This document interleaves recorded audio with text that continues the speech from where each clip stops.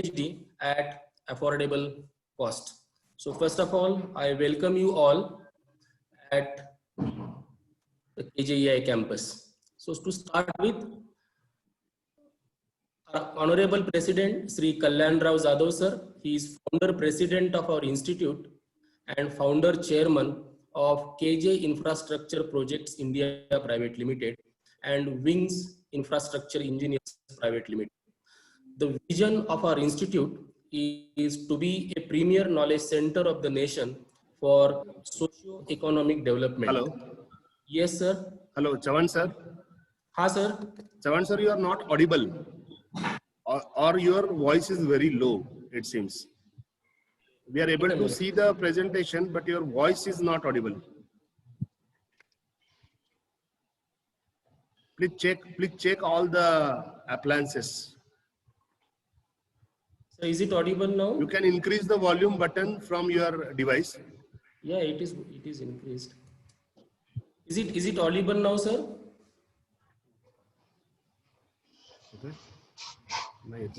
Sir, actually the voice level is very low. Is it audible now? Sir, is it audible now? No, sir.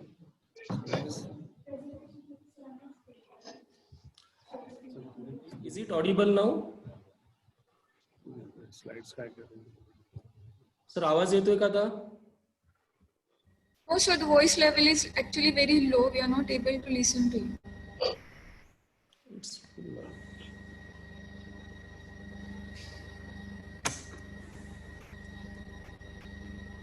Sir, आवाज येतोय का पूर्ण आता?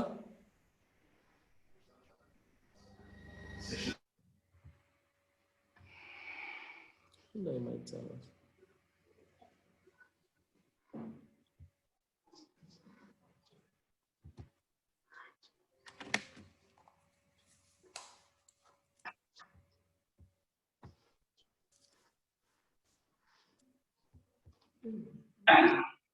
Sir, is it audible?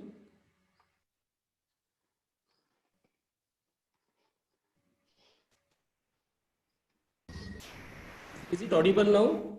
Yes, sir. Yes, you can start, sir. Please. Yes. Chavan sir, चालू करा. Yes. तुमचा आवाज येतोय.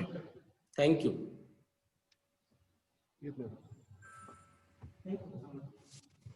Okay. So once again, we welcome you all. Chavan sir, चालू करा. Yes, you are audible.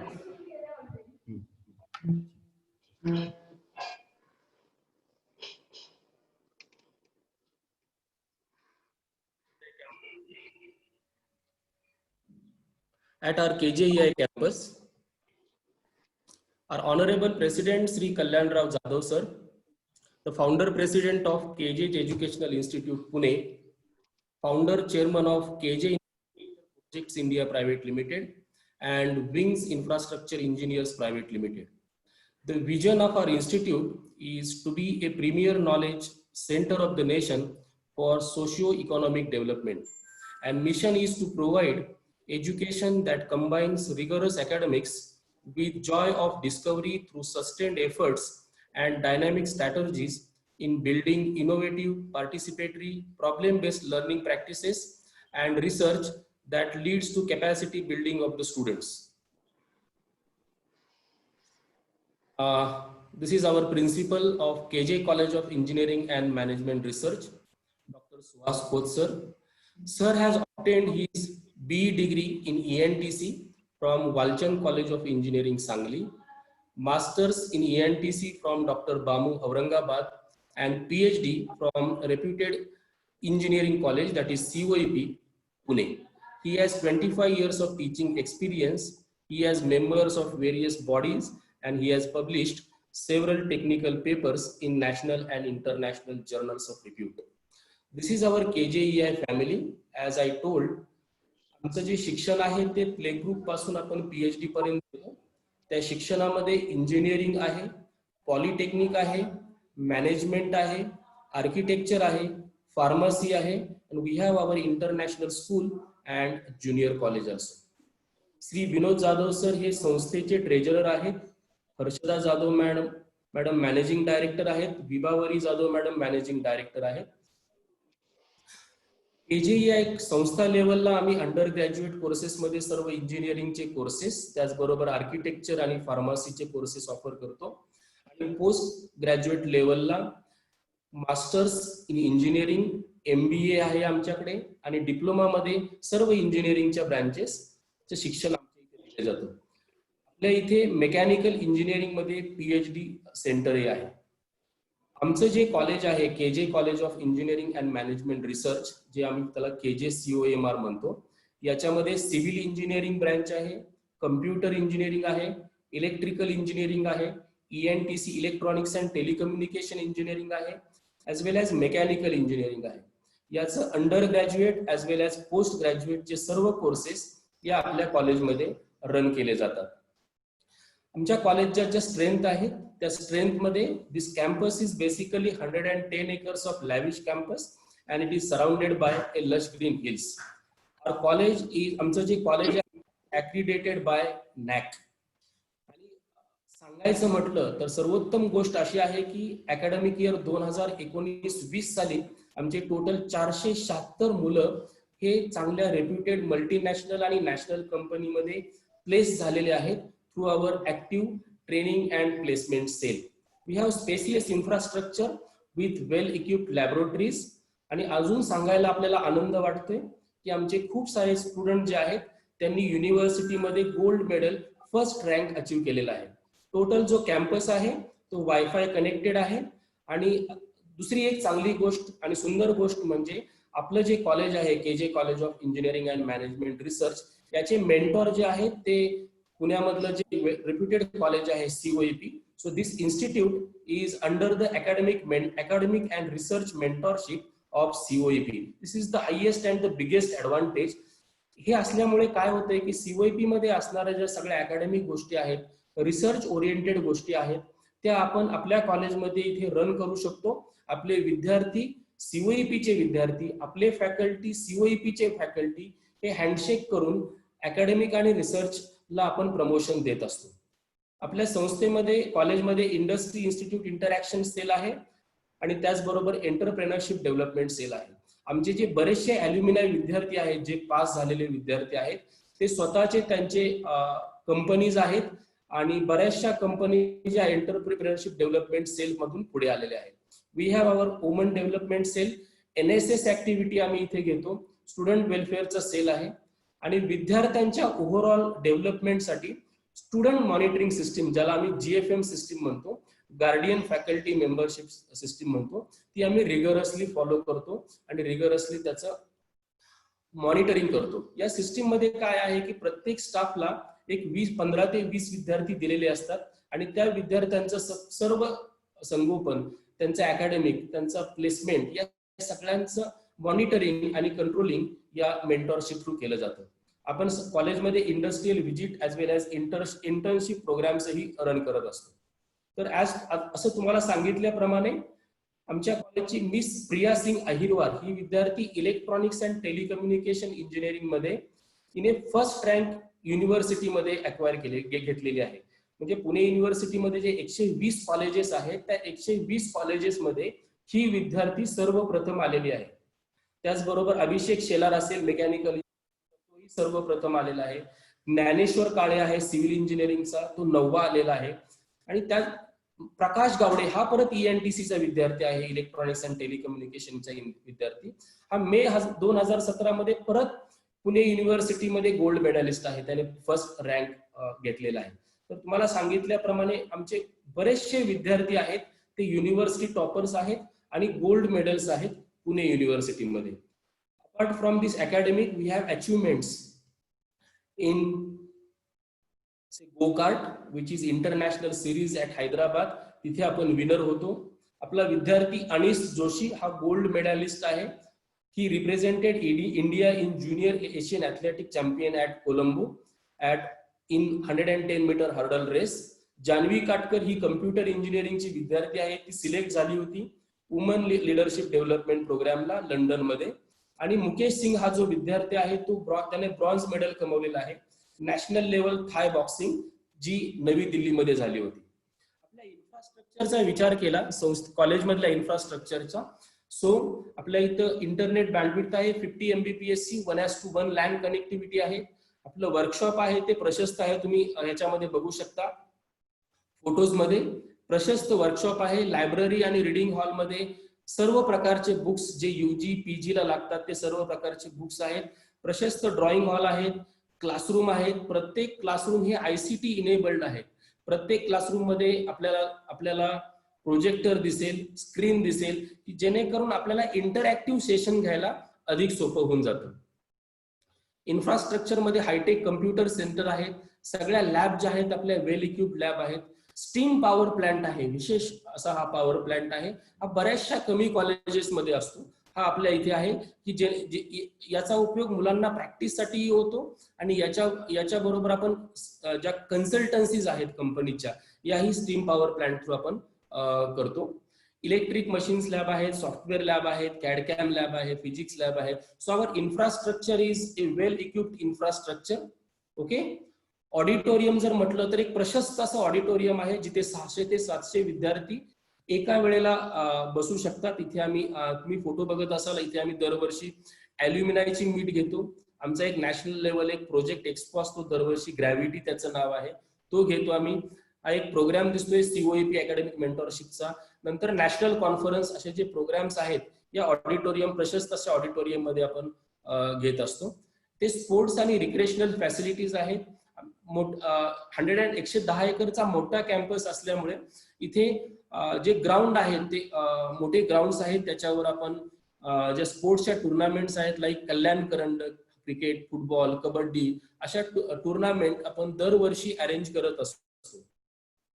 संस्थेमध्ये हॉस्टेल आणि कॅन्टीनची facility आहे. प्रशस्त असं हॉस्टेल आहे, प्रशस्त कॅन्टीन आहे. त्याचबरोबर बस फॅसिलिटी आपण सर्व कॉर्नर, पुण्याच्या सर्व कॉर्नर्स मधून बस फॅसिलिटी कमीत कमी अफोर्डेबल कॉस्टला आपण विद्यार्थ्यांना देत असतो. त्याचबरोबर या फॉरेन डेलिगेट्सच्या काही व्हिजिट्स आहेत. बऱ्याचशा फॉरेन डेलिगेट्सना आपल्या संस्थेला व्हिजिट दिलेली आहे, जिथे आपण इंटरनॅशनल कॉन्फरन्सेस किंवा इंटरनॅशनल दर्जाचे वर्कशॉप जे घेतो त्या वर्कशॉप मधून जे फॉरेन डेलिगेट्सना आपल्या इथे व्हिजिट केलेले आहेत. या काही इमिनेंट पर्सनॅलिटीज आहेत ज्यांनी कॅम्पसमध्ये व्हिजिट केलेले आहे. डॉक्टर माशेलकर सर, भाई वैद्य सर, अविनाश धर्माधिकारी सर आणि काही इंडस्ट्री एक्सपर्ट्स आहेत. डॉक्टर रवींद्र शिसवे सर आहेत, व्यंकटेशम सर आहेत जे पोलीस कमिशनर पुण्याचे आहेत. ते सायकल रॅलीसाठी आपल्याकडे आले होते.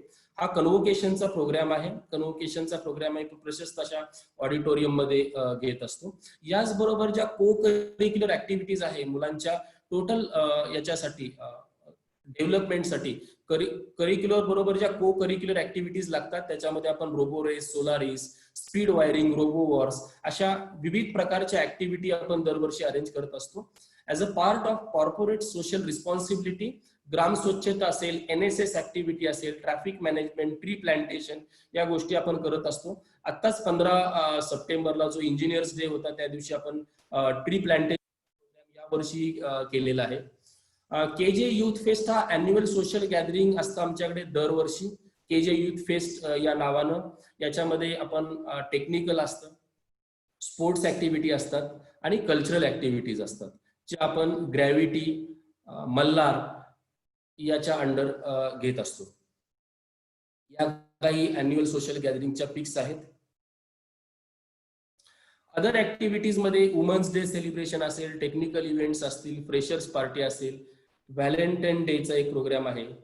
विशेष करून सांगायचं म्हटलं तर आमचा जो ट्रेनिंग अँड प्लेसमेंटचा जो सेल आहे, मी आता तुम्हाला सांगितल्याप्रमाणे हा अतिशय उत्कृष्ट आणि ऍक्टिव्ह असा सेल आहे. हे जे पिक्चर तुम्ही बघताय ते अकॅडमिक इयर 2020 ची जी बॅच आहे त्याचा जे प्लेस झालेले विद्यार्थी आहेत त्यांचा हा फोटो तुम्हाला दिसतोय.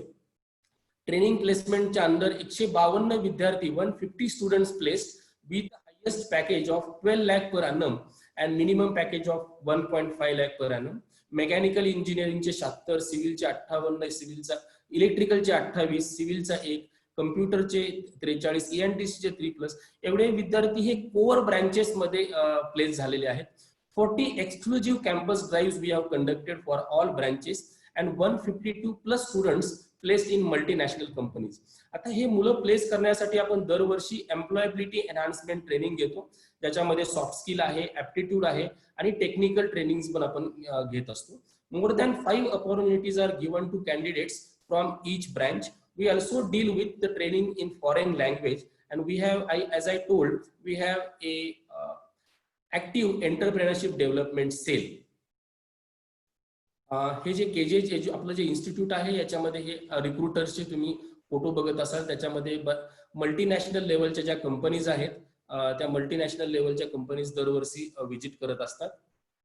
या ट्रेनिंग प्लेसमेंटच्या ऍक्टिव्हिटीच्या अंडर इंडस्ट्री अकॅडमिक कोलॅबोरेशन आहे, प्लेसमेंट ड्राईव्ह आहे, इंटरव्ह्यू सेशन आहे, ट्रेनिंग सेशन आहेत, हे आपण घेत असतो. So these are the activities under training and placement cell. याच्यामध्ये झेन्सारचा जो ESD प्रोग्राम आहे तो दरवर्षी आपण कम्प्युटर ENTC इलेक्ट्रिकल विद्यार्थ्यांसाठी घेत असतो. या इंडस्ट्री विद्यार्थ्यांसाठी दर सेमेस्टरला पर डिपार्टमेंट आपण ऍटलिस्ट 2 तरी इंडस्ट्रियल व्हिजिट्स या घेत असतो. आता पॅन्डेमिक सिच्युएशन्स मध्ये सुद्धा आपण व्हर्च्युअल इंडस्ट्रियल व्हिजिट्स या विद्यार्थ्यांसाठी घेत आहोत. हे मीडियामध्ये जे आपले जे विद्यार्थी टॉपर आलेले आहेत किंवा KJEI मीडियामध्ये जे आहे हे तुम्हाला इथे दिसते.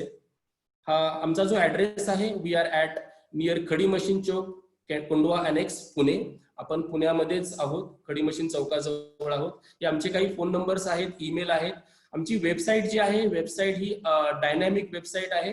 It is daily updated. So all students are requested to go through the website. You can see, तुम्हाला ज्या काही तुमच्या शंका असतील त्या तुम्ही त्या वेबसाईट थ्रू विचारू शकता.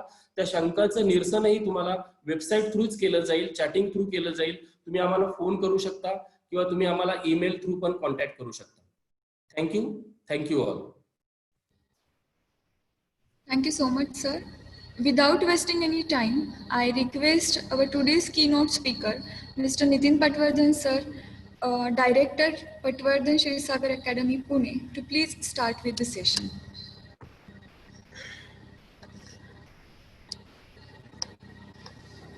Welcome, sir. Good morning to all.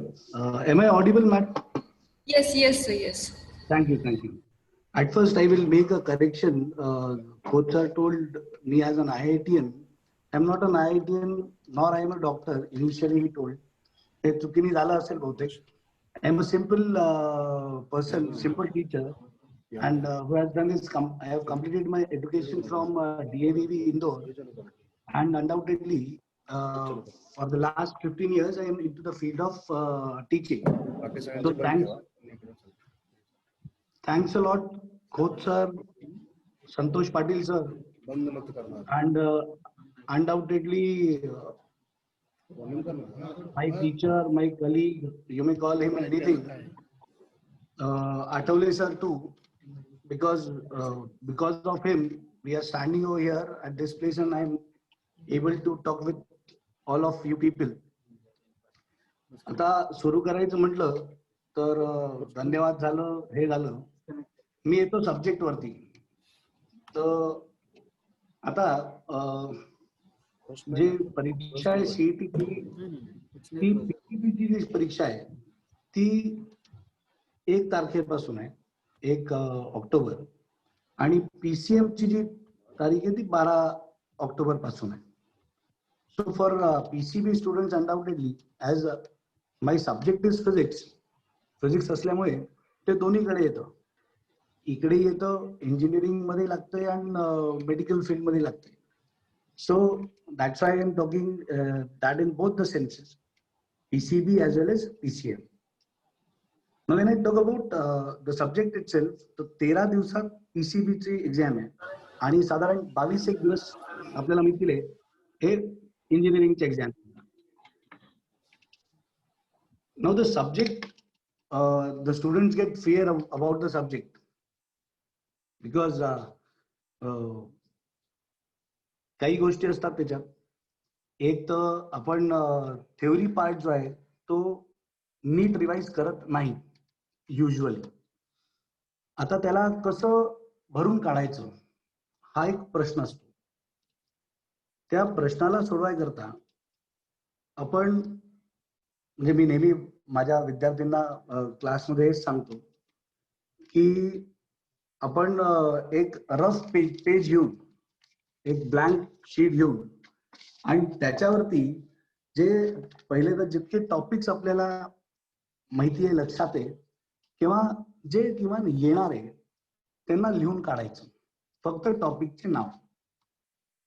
त्यांनी आपल्याला हे कळतं की आपल्या डोक्यात किती टॉपिक्स आहे पहिली गोष्ट, आणि आपण कशामध्ये पारंगत आहे, किंवा the topics which we know to a good depth, isn't it? Now, if you are missing something, जर काही त्याच्यात सुटत असेल तर त्या टॉपिक्सचं थॉरोली एकदा रीडिंग करून तुम्ही रिव्हिजन घ्या.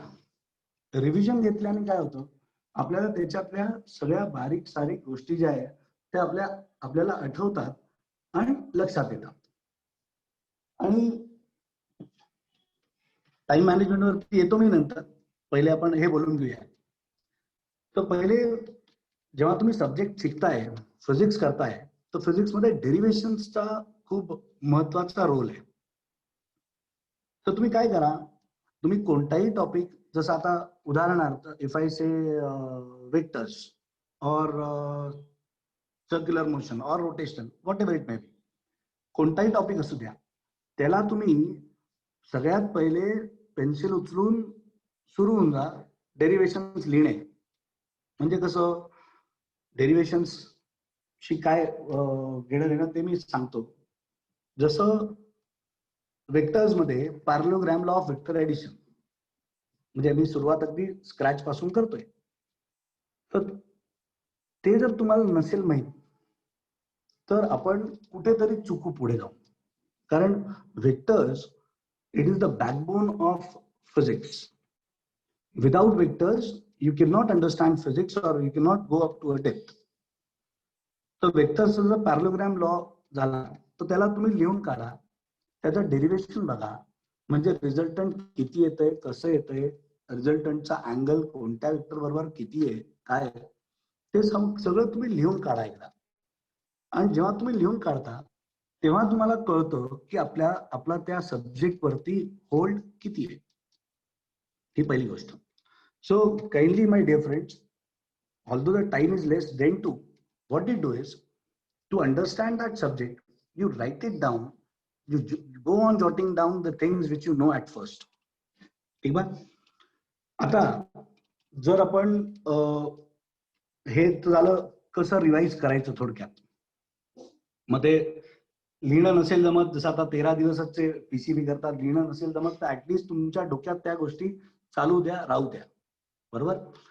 फॉर्म्युलीज, जे इम्पॉर्टंट फॉर्म्युलीज आहेत ते इम्पॉर्टंट फॉर्म्युलीज तुम्ही 2-3 प्रकारे त्यांना लक्षात ठेवू शकता. You may have a notebook, different notebook for writing down the formulas, whole of physics.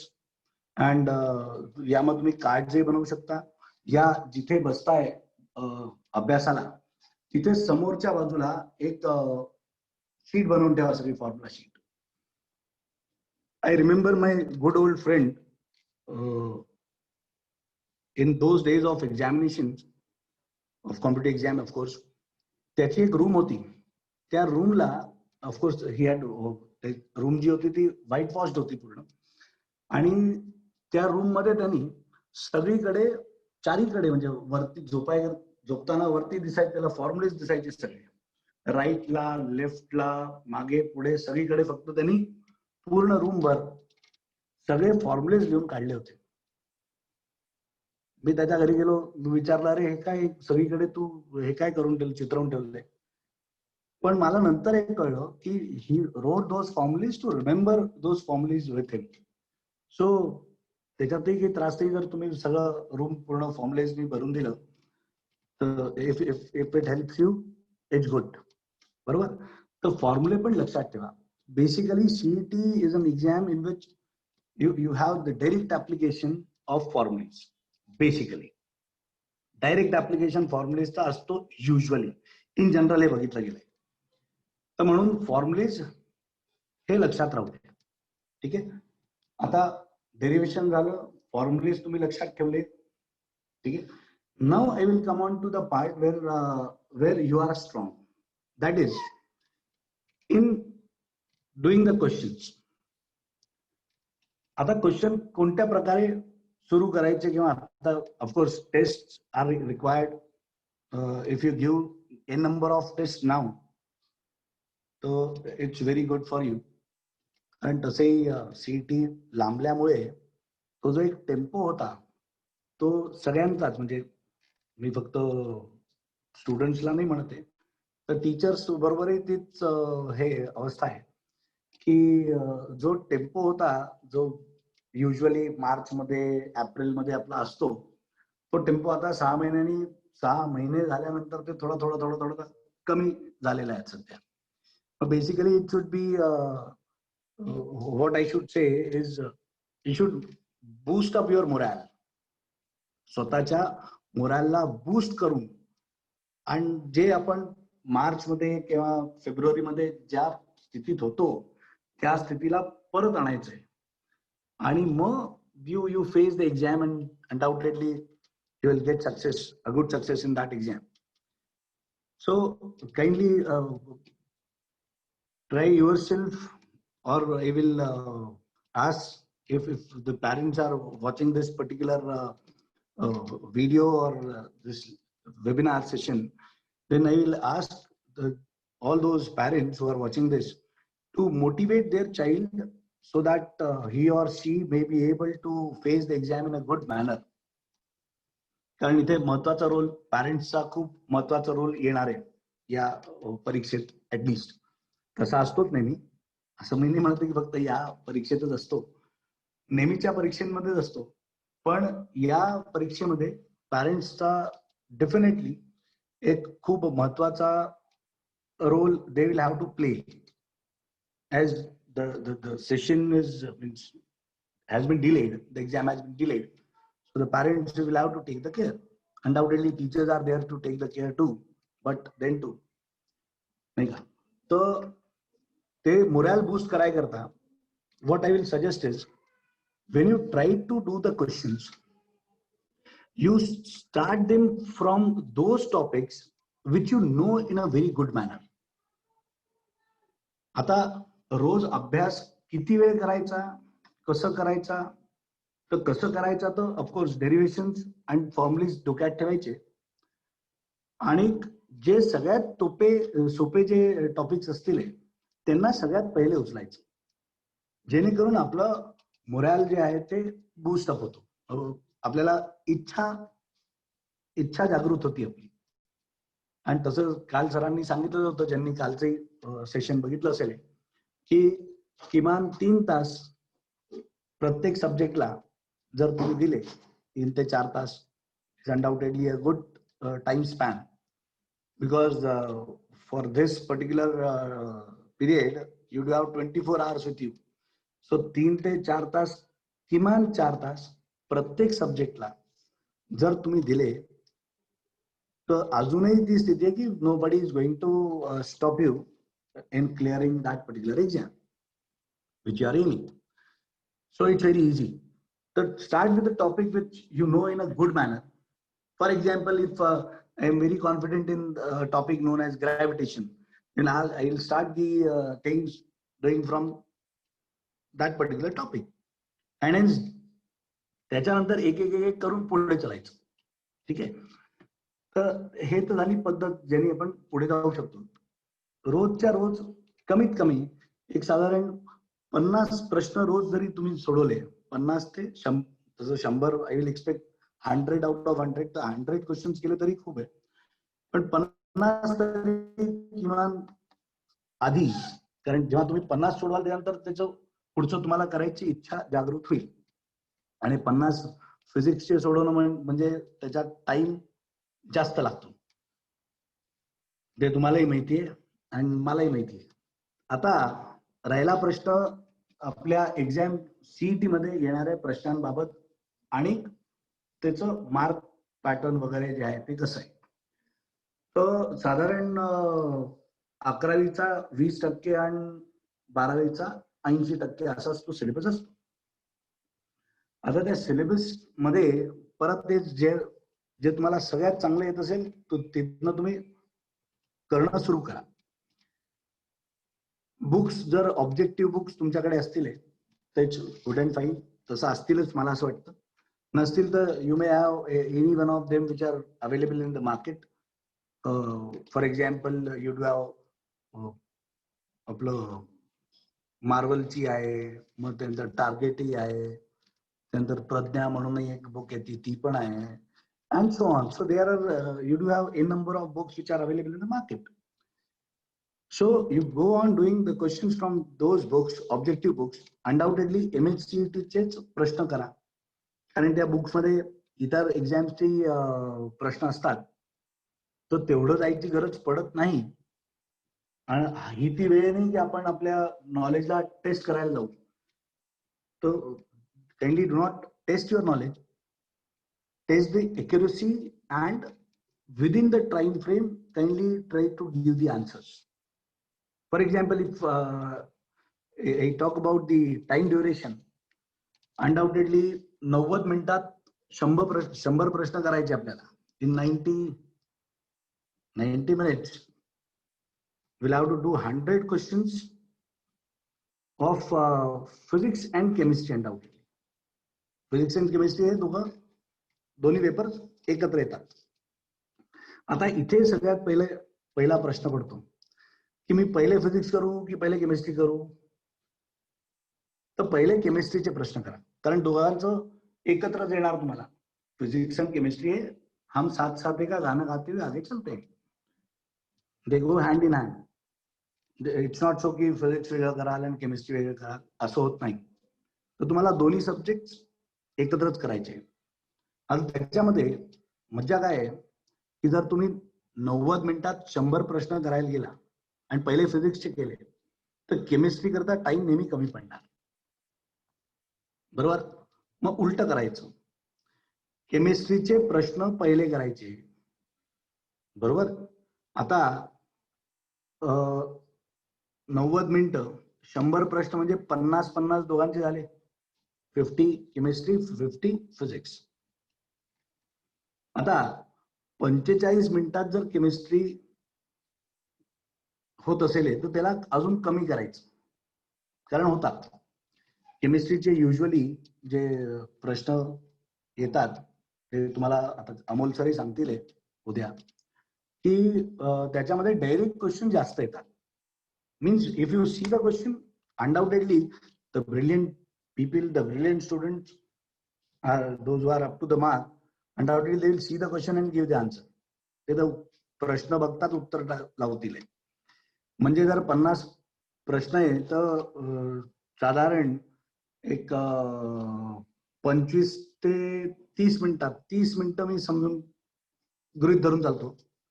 In 30 minutes or 35 minutes, if you are able to do the questions of chemistry as if you can, you know that, because there are 3 parts in chemistry too. That is physical and then organic and then inorganic. तर organic इनऑर्गॅनिकला खूप वेळ लागत नाही. जर तुम्हाला organic माहिती असेल, inorganic माहिती असेल, तर ते आपोआप होतं. तर म्हणून त्याचाही तुम्हाला नीट अभ्यास करावा लागणार आहे. तर ते केल्यानंतर हे जे आपल्याला घेणं कोणाशी आहे ते टाइम ड्युरेशन जो आपल्याकडे उरणार आहे. तर 30 मिनिटात किंवा 35 मिनिटात जर तुम्ही केमिस्ट्री संपवलं, केमिस्ट्रीचे क्वेश्चन्स केले, 35 मिनिटं धरून घ्यायचं. 35 मिनिटं झाले म्हणजे 10 मिनिटं आपले उरले. ते 10 प्लस हे 45 फिजिक्सचे जे आपल्या खिशात आहे. बरोबर. म्हणजे किती मिनिटं झाले? 55 minutes you will have to do the questions of physics which are 50 questions. आता इथे खेळ सुरू झाला. 50 प्रश्न 55 मिनिटं म्हणजे प्रत्येक प्रश्न करता तुम्हाला 1 मिनिटाहून जास्त वेळ मिळाला. बरोबर. आणि मग आता जर 1 मिनिटाहून जास्त वेळ तुमच्याकडे प्रत्येक प्रश्नाकरता असेल तर तुमचं जे प्रेशर असतं, undoubtedly in the examination all you do have the pressure.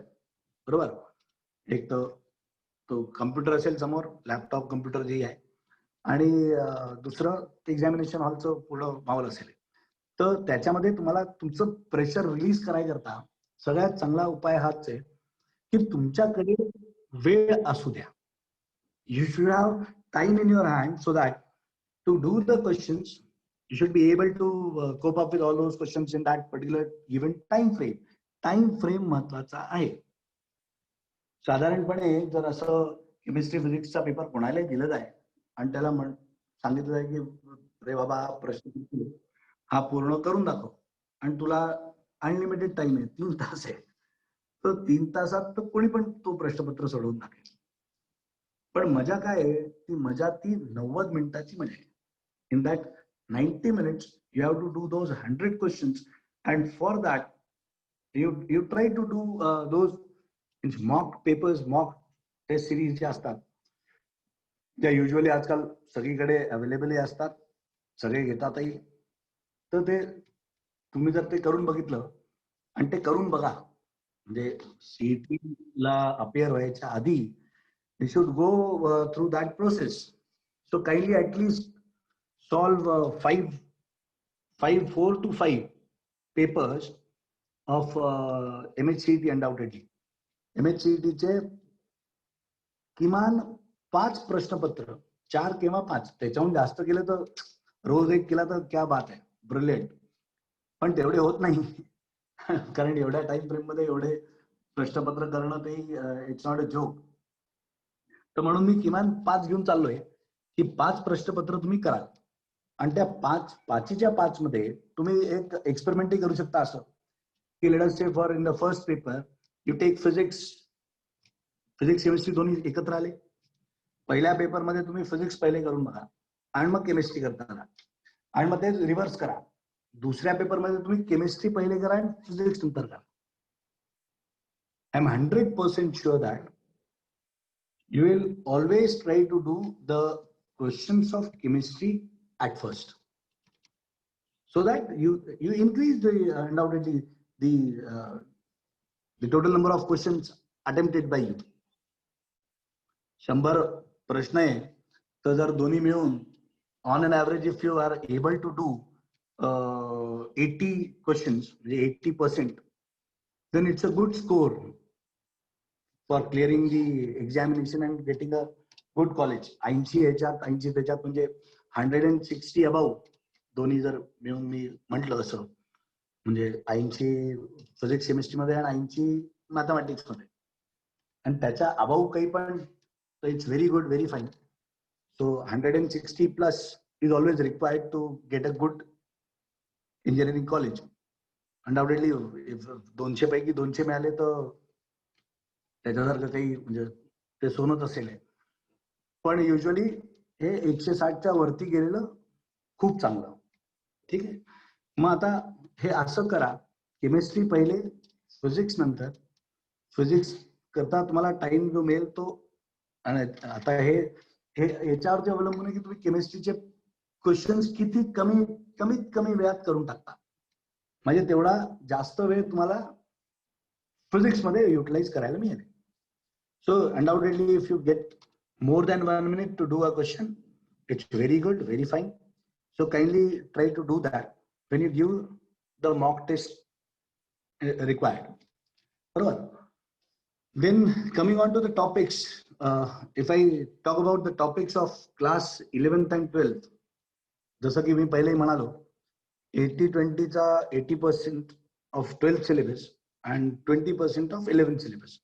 आता त्याच्यातही मजा असा आहे की 11वीत जे टॉपिक्स आहेत ते सगळेचे सगळे खूप चांगले हवे का, आता अनडाउटेडली हवे सगळे चांगले, पण आता भर कोणाकोणावरती द्या असं माझ्या मते. It's my opinion undoubtedly. So if you do vectors, बघा त्याच्यात टॉपिक्स तुम्हाला refraction, reflection of light, dispersion of light, त्याच्यानंतर electromagnetic induction, sorry magnetic effects of current, magnetism, force, friction in liquids, बरोबर. हे सगळे जे होते आपल्याला 11वीत होते. तर त्याच्यापैकी जे इम्पॉर्टंट मला वाटतात त्याच्यामध्ये vectors undoubtedly is one of the important topic that you should revise. Forces, that is Newton's laws of motion, first law, second law, related questions, ते रोप पुली वाले क्वेश्चन्स. मग त्यानंतर friction in solids I am talking about. त्याच्यात आपल्या textbook मध्ये 2 गोष्टी आहे, friction in solids and liquids. तर friction in solids I am see. तर फ्रिक्शन इन सॉलिड्सचे जे क्वेश्चन्स आहेत, they are very good questions and they take time to do. That's why revise that particular part. Then you do have refraction of light, म्हणजे optics वरती गेला तुम्ही, तर optics मध्ये refraction of light, dispersion of light. आता त्या refraction of light मध्ये जसा लेन्स मेकर फॉर्म्युला आहे, त्याच्यानंतर मायक्रोस्कोप आहे, टेलिस्कोप आहे, आणि हे आपल्याला शिकून एक साधारण वर्ष 1.5 वर्ष, आता जास्तच होऊन गेलं, पण 1.5 वर्ष तर किमान झालंय, बरोबर. 12वीचं वर्ष आणि हे 6 महिने. तर 1.5 वर्ष आधी केलेलं हे सगळ्यात तुम्ही पहिले तर थेoरी फक्त रिवाइज करून घेतली. त्याच्यात टेलिस्कोपचे फॉर्म्युलीज, मायक्रोस्कोपचे फॉर्म्युलीज, सिंपल मायक्रोस्कोप, कंपाऊंड मायक्रोस्कोप यांचे फॉर्म्युलीज रिवाइज करायचा नाही, तरी पुष्कळ काही तुम्ही कव्हर करू शकाल. मग त्याच्यानंतर लिक्विड्स मध्ये जर आपण घेतलं, म्हणजे फ्रिक्शन इन लिक्विड्स, ज्याला आपण विस्कॉसिटी म्हणतो चुकीने, तर ते विस्कस फोर्स, त्याच्यावरती रिलेटेड जे बर्नॉलिस थ्योरम आणि त्याचे ऍप्लिकेशन्स आहेत, त्यांना तुम्ही नीट एकदा वाचलं तर ते एकदा वाचून बघा, ते बरं पडेल. मग 11वीत आपल्याला मॅग्नेटिक इफेक्ट ऑफ करंट असा एक टॉपिक आहे. त्या MEC मध्ये मॅग्नेटिक इफेक्ट ऑफ करंट मध्ये बायोट-सॅवर्ट्स लॉ, मग युजली असं होतं की आपल्याला तो लॉ आठवत नाही, आणि तो लॉ आठवला नाही तर त्याच्या पुढे आपली गाडी सरकत नाही, नाही का. अच्छा, सगळ्यात महत्वाचं एक टॉपिक माझ्याकडनं राहिला, तो आहे युनिट्स अँड डायमेन्शन्स, जो ऑफकोर्स सिलेबस मध्ये नाहीये. You don't have that in your syllabus, but then two questions are based on that particular thing. ठीक आहे. Now how to crack, means how to do the questions in a good manner. तर ते units and dimensions तुम्ही नीट जर वाचलं तर more or less, if I am not wrong, 5 to 10% of question are in such a manner that if you even know dimensions and unit, you can strike the answer without solving it, without the help of a pen or paper. You can solve the question if you know units and dimensions and undoubtedly the error part. तर हे लिहून घ्या तुम्ही वाटलं तर, की एरर्सचा part आणि हे युनिट्स अँड डायमेन्शन, त्याच्यापैकी डायमेन्शन अनालिसिस जो आहे, कारण उत्तरांमध्ये म्हणजे जसं न्यूमॅरिकल असेल तर न्यूमॅरिकल मध्ये usually he gives the option in such, makes the option in such a manner that की एक उत्तरच बरोबर असतो, and you can see that it is dimensionally correct. So solve करायची गरजच नाहीये. If I know that this particular answer is dimensionally correct, which it means that this is only the answer. Percentage wise जरी तुम्ही बघितलं, म्हणजे errors in measurement वाला जो भाग आहे, तर त्याचाही तुम्ही एकदा नीट अभ्यास केला तरी त्याचाही खूप उपयोग होतो या पर्टिक्युलर अशा कॉम्पिटिटिव्ह एक्झाम, कोणती असू दे ती. तर डायमेन्शन अनालिसिस आणि एरर्स हे दोन्ही पार्ट तुमचे जरा थोडे स्ट्रॉंग करून घ्या, जेणेकरून तुम्हाला जर तसा प्रश्न आला, आणि येतातच, तर तुम्ही करू शकाल. मग मॅग्नेटिक, मला आठवलं ते मॅग्नेटिक इफेक्ट ऑफ करंट वरनं, कारण युजली जेव्हा, म्हणजे आत्ताही ज्यांचं लक्ष असेल, जर मॅग्नेटिक इफेक्ट ऑफ करंट मध्ये बायोट-सॅवर्ट्स लॉ कोणाला विचारला तर एकदम असं तथफाफा होतो की अरे काय होता काय नाही. मग कोणी बीचे डायमेन्शन्स विचारून घेतले मॅग्नेटिक इंडक्शनचे, तरी लक्षात येत नाही.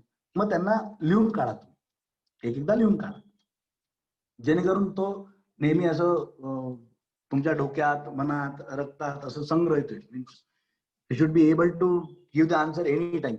Usually I say you study the physics or any subject in such a manner that if, म्हणजे जर रक्ताची एक थेंबही बाहेर निघाली तर त्याच्यातही ते फिजिक्सच दिसलं पाहिजे, त्याच्यातही तो सब्जेक्टच दिसत, फक्त फिजिक्स नव्हे, तो सब्जेक्टच, म्हणजे ते पूर्ण तुमच्या डोक्यापासून पायापर्यंत ते सगळे सब्जेक्ट तुम्ही नीट नेहमी आठवून ठेवा आणि राहू द्या, इतर गोष्टी ठेवण्यापेक्षा. तर हे झालं मॅग्नेटिक इफेक्ट ऑफ करंट पर्यंत आलो. मग त्याच्यानंतर ते 12वीचे स्टुडंट्स आहेत त्यांना माहितीच आहे, circular motion, rotational motion, gravitation, नाही का. हे महत्वाचे टॉपिक होते, आहे आणि राहतील, तर यांना करायचंच आहे. मग सगळ्यात महत्वाचं म्हणजे जिथे लोक चुकतात, युजली मुलं चुकतात, लोक म्हणजे मुलं, तो आहे electromagnetic induction and alternating current. That is what I have seen. AC मध्ये सगळ्यात जास्त त्रास येतो. अल्टरनेटिंग करंटचे प्रश्न सोडवताच येत नाही, असं एक युजल जनरल कन्सेप्ट असतो. आता ते प्रॉब्लेम काय, अल्टरनेटिंग करंट एसीचे जे प्रश्न आहेत त्याच्यामध्ये युजली फेज डिफरन्स हे विचारलं जातं. आणि हा फेज हा जो शब्द आहे कला, हा त्रासदायक आहे. आणि हा त्रासदायक का ठरतो, कारण आपण एक मेन टॉपिक जो जिथे आपल्याला कला फेज हे सगळं कळेल तो म्हणजे ऑसिलेशन, म्हणजे simple harmonic motion, if you say SHM और ऑसिलेशन कसे म्हणून घ्या. हा जो टॉपिक आहे हा आपण नेहमी सोडून देतो किंवा निष्काळजीपणे वाचतो आणि तिथनं ही पूर्ण प्रॉब्लेम सुरू होती. Means I am talking about the problem which arises in AC alternating current. It is because of, आता ते ऑसिलेशन न केल्यामुळे काय काय स्किप होतं ते बघा. If you skip SHM oscillation वाला टॉपिक जर तुम्ही स्किप केला, त्यात phase difference, relation between phases हे सगळं येतं. तर ऑसिलेशन स्किप झाला तर आपल्याला वेव्स कळत नाही, म्हणजे स्टेशनरी वेव्स, मग बीट्स, मग तो डॉपलर इफेक्ट हे कळतच नाही. युजली जे स्टेशनरी वेव्स आहे हा टॉपिक आणि दुसरं आपलं बीट्स हे डोक्यावरून पाणी असं असतं. मग वेव्स गेला, ठीक आहे पूर्ण. मग त्यानंतर हे नाही कळलं, ऑसिलेशन नव्हतं कळलं म्हणून वेव्ह नाही कळलं, वेव्ह नाही कळलं म्हणून मग पुढे वेव्ह ऑप्टिक्स मध्ये त्रास येतो. आणि तो वेव्ह ऑप्टिक्स मध्ये कुठे, तर पाठ तर सगळं होऊन जातं, त्याच्यातलं पाठ करायसारखं पुष्कळ आहे, तर ते पाठ तर होऊन जातं. न्यूटन्स कॉर्पस्क्युलर थेओरी, मग त्यानंतर तुमचं ते हायगन्स वेव्ह प्रिन्सिपल, हे सगळं पाठ होऊन जातात. पोलरायझेशन पाठ, हे सगळं पाठ होतं. पण पुढे कळत काही नाही, तर इंटरफेरन्स कळत नाही. आता इंटरफरन्स का नाही कळलं, कारण आपण ऑसिलेशन नाही केलंय, हे आपल्या लक्षात नाही येत. आपण तो टॉपिक घेऊन बसतो की अरे मला इंटरफरन्स नाही कळला, आता काय करू. तर काही नको करू, तो ऑसिलेशन नीट वाच, ऑसिलेशन नीट वाच, त्याच्यामध्ये फेज डिफरन्स, फेज रिलेशन हे समज. त्यानंतर तू वेव्ह वरती जा, वेव्हला नीट वाच, वेव्ह नीट वाचलं की इंटरफरन्स आपोआप येईल. मग तुम्ही वाचाल तर तुम्हाला लगेच कळेल की हा टॉपिक आला म्हणून हा आला आणि हा म्हणून हा. आता ऑसिलेशन पहिला, दुसरा वेव्ह, तिसरा वेव्ह ऑप्टिक्स, आणि हे सगळं आलं तर मग इलेक्ट्रोमॅग्नेटिक इंडक्शन किंवा अल्टरनेटिंग करंट म्हणा, EMI न म्हणता अल्टरनेटिंग करंट म्हटलं तर जास्त चांगलं आहे. आणि यांचे प्रश्न, आता हे जे मी 4 मेन टॉपिक तुम्हाला सांगितले, ऑसिलेशन, वेव्ह ऑप्टिक्स आणि EMIC, यांचा वेटेज पुष्कळ आहे. म्हणजे नाही करता 80% जे आपलं 12th सिलेबस आहे त्याला जर मी 100 धरलं तर जवळपास 40%, 40 मार्क्स, 40 to 45 हे या पर्टिक्युलर टॉपिक्स मधनं कव्हर होतात. हे क्वेश्चन्स येतात आणि खूप सोपे प्रश्न असतात, त्यांचं उत्तर सरळ तिथे दिसतं. पण फक्त आपण कधीच वाचलेलं नाहीये म्हणून ते येत नाही आणि मग आपण सोडायचा प्रयत्न करतो. तर kindly give stress on SHM, that is waves, simple harmonic motion or oscillations you may say. Then you give stress on waves, then electromagnetic induction and AC. बरोबर, हे झाल्यानंतर then you also give stress on electrostatics, current electricity. हे जे topics आहे हे महत्वाचे topics आहे. Usually electrostatics आपल्याला अर्धा असतं, अर्धा 11वीत, अर्धा 12वीत. I don't know why, but that is the way in which the syllabus has been framed. So 50% in 11th, 50% in 12th. तर आपल्याला ते दोन्ही पूर्णच करावे लागतील. The electrostatics, and it is one of the important topics that you have, which is asked in all the other competitive exams too. So kindly do that topic at first. Then undoubtedly electrostatics मध्ये पण त्याच्यात कॅपॅसिटर्सचे related जे questions असतात, म्हणजे parallel series वाले जे questions आहेत तुम्हाला माहिती आहे तसंच सगळं, पण तरी मी माझ्याकडनं एक नाही का brushing up you may say I am trying to do that. तर कॅपॅसिटरशी रिलेटेड क्वेश्चन्स ते करा. गॉस थ्योरम नीट वाचा, कारण त्याचे ऍप्लिकेशन्स ते जे 4 आहे पुस्तकामध्ये ते 4 तरी नीट किमान वाचा. मग कॅपॅसिटरशी रिलेटेड सगळे क्वेश्चन्स टेक्स्टबुक मधले तर सगळे अगदी असे तोंड पाठ झाले पाहिजे. पॅरलल सिरीजच्या प्रश्नांमध्ये अडकू नका. म्हणजे असं डायग्राम दिसला you should be able to solve it mentally. So practice those questions of parallel and series of capacitor. Parallel series जे क्वेश्चन्स आहेत ते इतके प्रॅक्टिस करा की जेणेकरून तुम्हाला फटाफट फटाफट फटाफट कळेल. ठीक आहे. मग त्याच्या पुढे आलो करंट इलेक्ट्रिसिटी. आता परत करंट इलेक्ट्रिसिटी मध्ये पण काही एक भाग जो आहे तो 11वीत आहे आणि काही एक भाग तो 12वीत आहे. You know that from Kirchhoff's law and I you do have in class 12th. तर आता काय करायचं, दोन्ही वाचायचं पण 12वीचा भाग जास्त स्ट्रेस देऊन वाचायचा. म्हणजे किर्चॉफ्स लॉ आणि त्याच्या पुढचं जे रेझिस्टन्सेस, मग त्यानंतर तुमचं त्याच्यात पोटेन्शिओमीटर आलं, मग मीटर ब्रिज आलं, यांना नीट त्याच्यावरती बेस्ड क्वेश्चन्स. बेसिकली पोटेन्शिओमीटर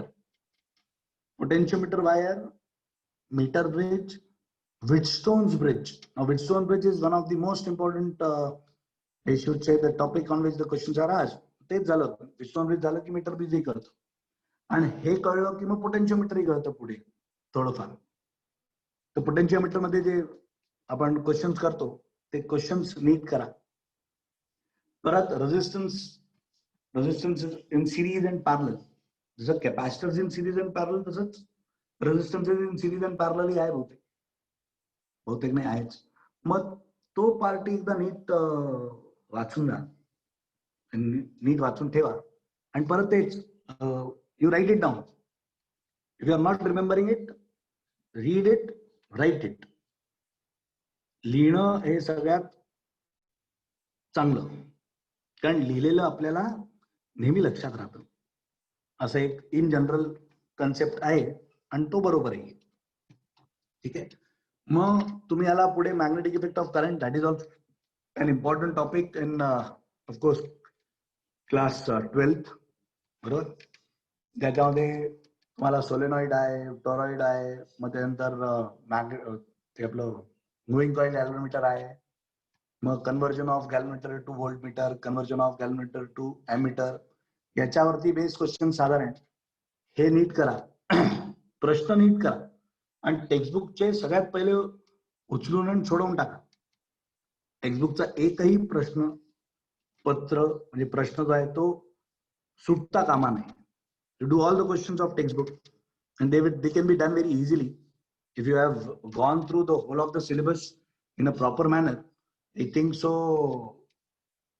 म्हणजे त्याला उडता उडताच कराल तुम्ही. असं एक प्रश्न बघितला आणि हा झाला, प्रश्न बघितला आणि हा झाला. तर आणि तीच मेथड पाहिजे जेव्हा तुम्ही कॉम्पिटिटिव्ह एक्झामचे क्वेश्चन्स करता. Basically, I am trying to motivate you to do the questions, nothing else.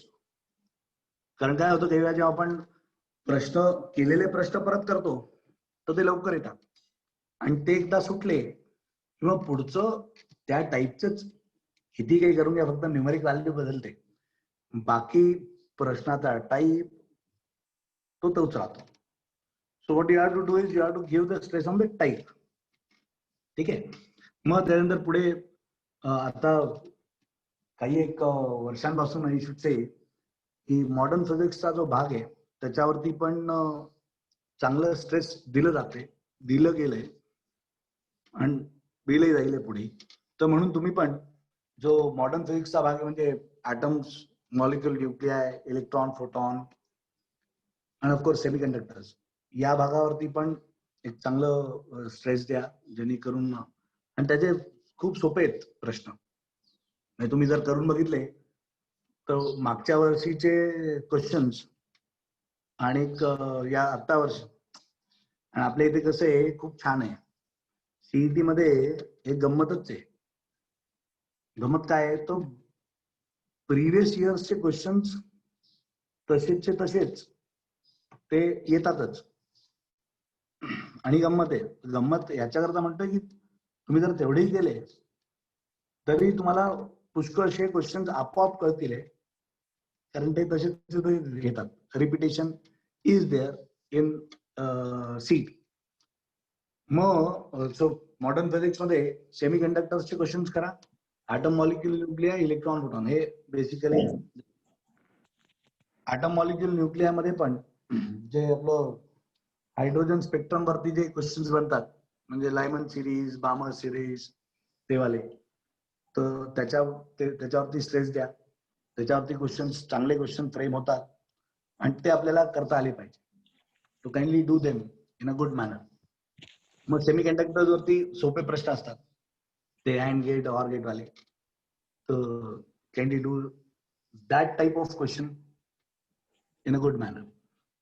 Then undoubtedly at last we'll come on to the KTOG part, that is kinetic theory of gases, which you know very well. Kinetic theory of gases वाला part, त्याच्यामध्ये म्हणायला तो KTOG आहे धडा, त्याच्यामध्ये आहे सगळं. Radiation आलं, थर्मोडायनामिक्स आला, सगळे येऊन. तर त्यातल्या त्यात रेडिएशन वरती जास्त जोर द्या. रेडिएशन वरती जोर द्या म्हणजे तुमचा किर्चॉफ्स लॉ, स्टीफन्स लॉ, नाही का, मग न्यूटन्स लॉ ऑफ कूलिंग, जो चुकीने तुम्ही गणितातही करता, डिफरन्शियल इक्वेशन मध्ये बहुतेक, I don't know, but I have heard it from you people की तो तिकडे असतो. तर तोच भाग इकडेही आहे, न्यूटन्स लॉ ऑफ कुलिंगचा. तर न्यूटन्स लॉ ऑफ कुलिंग वरती based questions, I always tell you in the class की ते क्वेश्चन जे आहे ते फटाफट करता आले पाहिजे. तर म्हणून आपले जे टेक्स्टबुक आहे, त्या टेक्स्टबुकचे प्रश्न हे केटीओजेचे नीट केले तुम्ही, कायनेटिक थ्योरी ऑफ गॅसेस हे, तर ते फार बरं पडेल before you jump on to the other book, that is objective book. मग none the list you do have elasticity and surface tension. त्या इलास्टिसिटी अँड सरफेस टेन्शन मध्ये जे इलास्टिसिटीचा भाग, त्याच्यामध्ये ऑफकोर्स फॉर्म्युलीज आहे, you derive them, you try to do them. मग surface tension मध्ये जो भाग आहे, म्हणजे इलास्टिसिटी बेसिकली थेओरी जास्त आहे त्याच्यामध्ये, तुम्ही वाचाल तर कळेल. तर ते थेओरी जे मेन पॉइंट्स आहे की इलास्टिक बॉडी कोणती, सगळ्यात कमी इलास्टिक कोणती, वगैरे वगैरे, तर हे सगळं थेओरी पार्ट तुम्ही एकदा वाचून आणि त्यांना लिहून ठेवा. कुठे? इथे. कुठं फक्त लिहून नको काढू, लिहून ठेव, इथे लिहून ठेव. मग त्याच्यानंतर आलं सरफेस टेन्शन. सरफेस टेन्शन मध्ये it is very easy lesson, third class आहे, आपोआप येतो. पण तरी त्याच्यामध्ये जे तुम्ही ड्रॉपलेट्स फॉर्मेशन होतं त्याच्यामध्ये, किंवा single droplet is converted into n number of droplets, n droplets are combined to form a bigger droplet. तर एक्झोथर्मिक, एंडोथर्मिक सारखं जे व्हॅल्यूज येतात डेल्टा यूच्या एनर्जीच्या, त्याचा जो फॉर्म्युला आहे डायरेक्ट, तो फॉर्म्युला लक्षात ठेवा नेहमी. आणि कारण त्या फॉर्म्युल्यावरती बेस्ड युजली डायरेक्ट क्वेश्चन असतात. आणि तेवढे जरी आपण नीट केले त्या सरफेस टेन्शन मधनं, कारण तोच एक महत्वाचा फॉर्म्युला आहे, एक तो.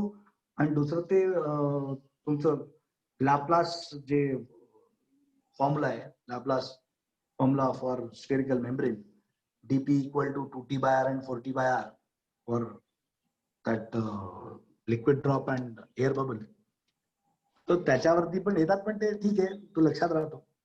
गडबड होती इकडे कुठे, ते ड्रॉपलेट्स फॉर्मेशन वाला जो भाग मी आता सांगितला. तर एवढे तुम्ही जर क्वेश्चन्स, हे टॉपिक्स नीट केले तर हे बरं पडेल, मला असं वाटतं. याच्यामध्ये काही टॉपिक सुटले आपल्याकडनं, सोडले आपण, पण एवढे जरी तुम्ही नीट केले तरी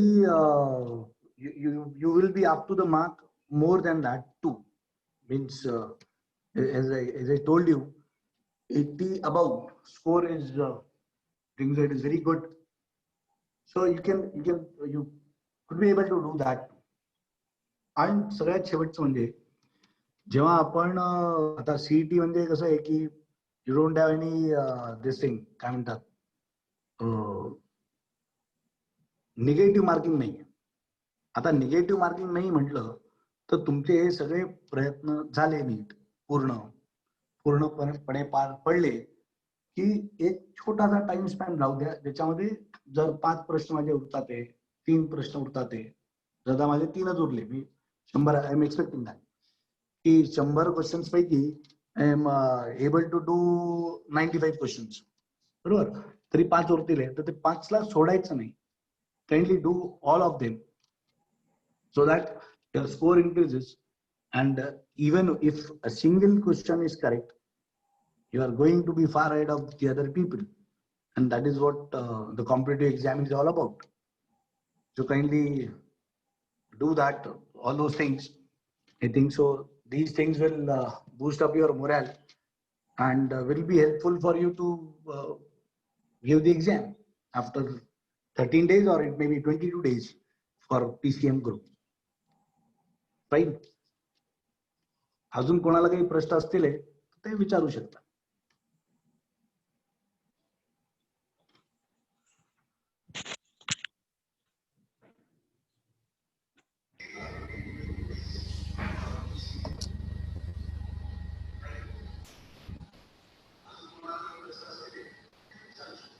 हॅलो.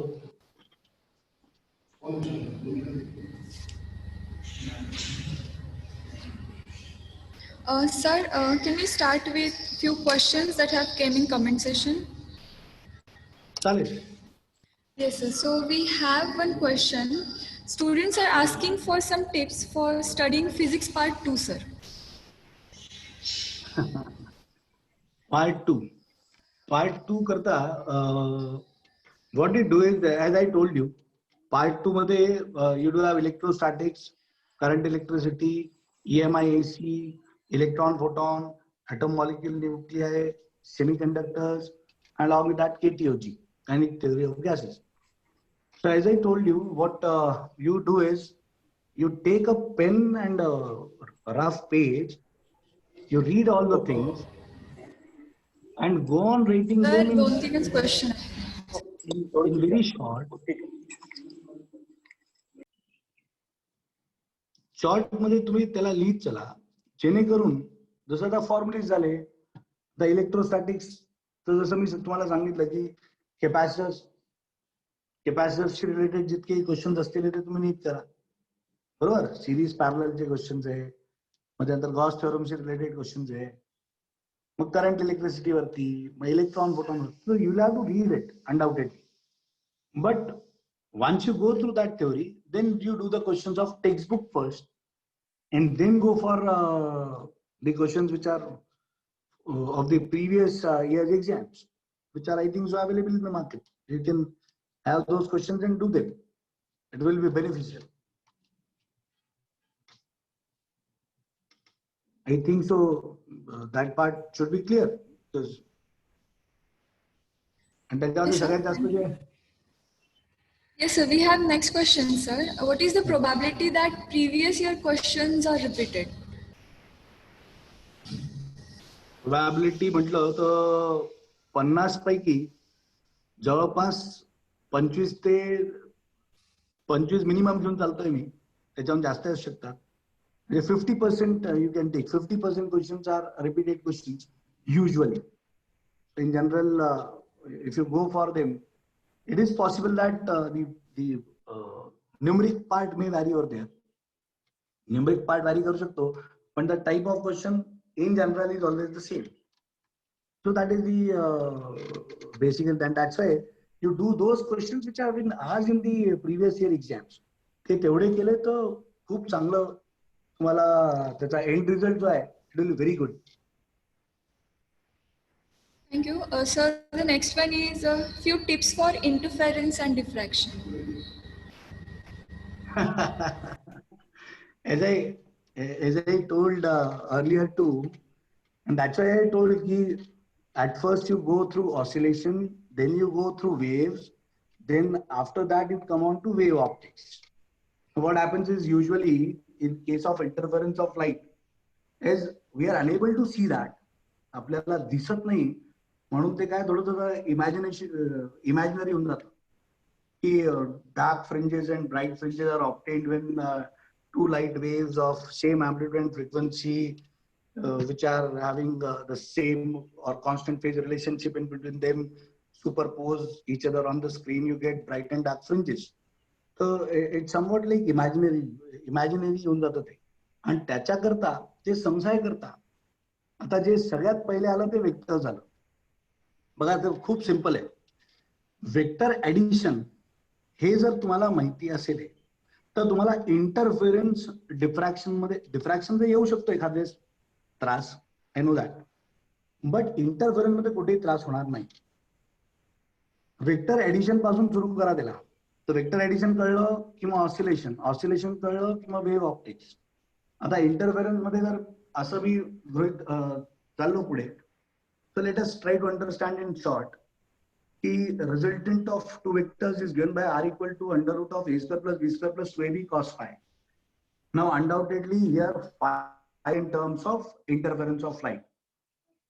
आता तो फेज जर दोन्ही वेव्हचा अँप्लिट्यूड एकसारखा असेल तर maximum resultant will be 2a and minimum will be 0. आता इथे गंमत आहे. काय होतं, आपण cos phi ची व्हॅल्यू घेऊन चालतो, cos phi इक्वल टू 1 +1 घेतो, तेव्हा रिझल्टंट जो मॅक्झिमम येतो आपला तो येतो 2a, if you are getting that. बरोबर. आणि मग जेव्हा तुम्ही cos phi इक्वल टू -1 घेता तेव्हा आपला रिझल्टंट काय येतो 0, हा मिनिमम असतो. आता ते cos phi ची व्हॅल्यू जी आहे ती आपण जनरलाइज व्हॅल्यू न घेता what usually the students do, they only take single value की phi equal to 0 and phi equal to 180 degree. So kindly go into that. You take the generalized value of phi, you will get the things in a very easy manner and have the relationship between, try to understand the relationship between phase difference and part difference. तेवढं एकदा परत वाचा नीट तर तुम्हाला interference आरामशीर कळेल, त्यात काही त्रास नाही. Okay sir. Sir next question असा आहे, सिम्पल क्वेश्चन, सोपे प्रश्न आधी घ्यायचे की डिफिकल्ट वन आधी सॉल्व्ह करायचे? जसं मी पहिलेच सांगितलं तुम्हाला की पहिले तर केमिस्ट्रीचे प्रश्न त्याच्यातले पूर्ण कंप्लीट करा आणि ते झाल्यानंतर जो उरलेला टाइम असेल त्याच्यामध्ये अनडाउटेडली पहिल्या गो मध्ये जेवढे तुम्हाला प्रश्न दिसत असतील डायरेक्ट क्वेश्चन्स, ते तुम्ही डायरेक्ट क्वेश्चन्स पहिले टिक करत चला. आणि मग जे म्हणजे पहिल्या फक्त रीडिंग काही क्वेश्चन असे असतात जे फक्त आपण वाचतो, ते दिसतात आणि आपल्याला उत्तर माहिती असतात आणि माहिती असणार तुम्हाला, तर ते टिक करत चला. आणि मग त्याच्यानंतर ज्याच्यामध्ये 2 स्टेप किंवा 3 स्टेपचं जास्तीत जास्त 3 स्टेपचं कॅल्क्युलेशन सीईटीच्या प्रश्नांमध्ये होतं किंवा असतं, 3 ते 4 याच्याहून जास्त नसतं. तर पहिल्या गो मध्ये जे इझी क्वेश्चन्स आहे ते कम्प्लीट करा आणि मग दुसऱ्या गो मध्ये परत एकदा go through that those questions which are remaining. So it will make the exam easy for you. Thank you so much, sir. Those are few questions from comment session. I request Dr. Deepak Mitra, sir, Head of the Department, Computer Engineering, KJCMR Pune, to please give concluding remarks.